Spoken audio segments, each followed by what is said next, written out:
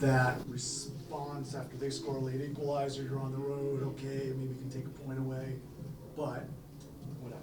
Yeah.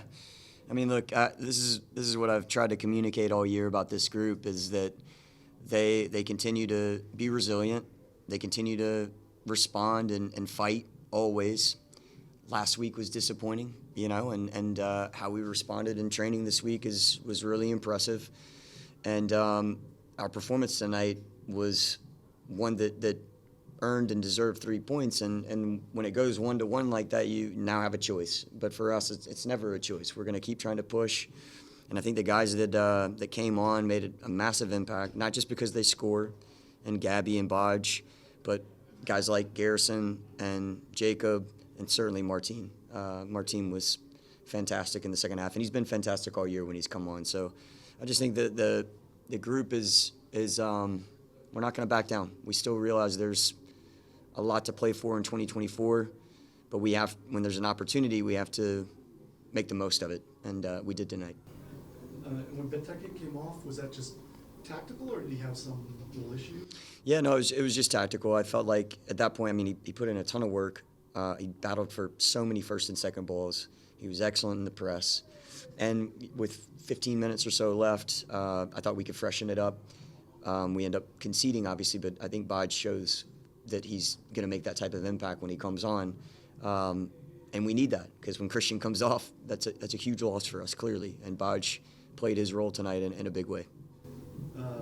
The first goal by Martin, design play. Yes. Is that specific play something you've worked on? Yeah. A year?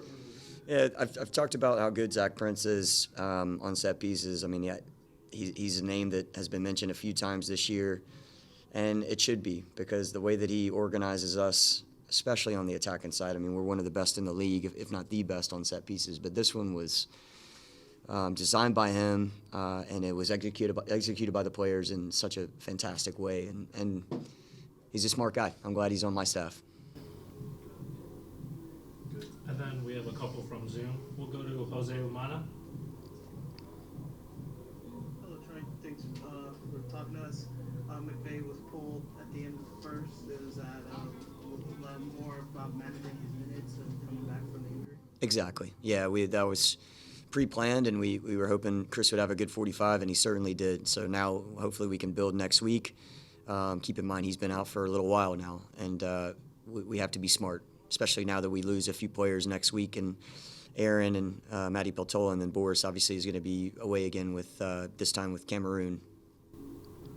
And how big was it for you guys to get that result with multiple players getting on the score sheet? You guys been kind of Benteke reliant the entire season, but it's to get this result with so many players being involved. How important is it now heading to the latter stages of the season? Yeah, I think it's going to give us a lift confidence-wise.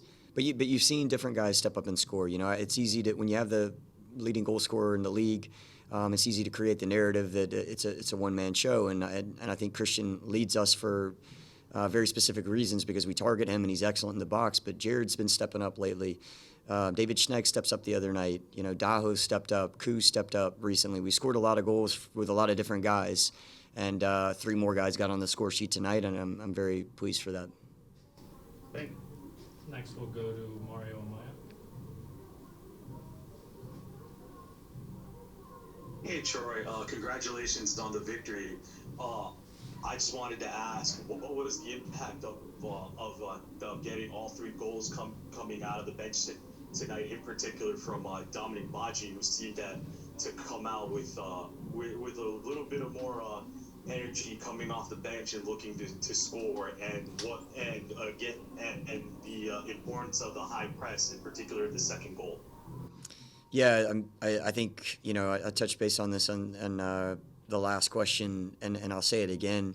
For those guys to get on the score sheet and show the type of impact that they can make, and Martin, Gabby, and Bodge, it's fantastic for them. But really, some of the other details that were implemented by those guys is what I'm even happier about, because I think the goals are a byproduct of them being disciplined and continuing to not only stay in our way, but even increase our level at that point when all of them came into the game.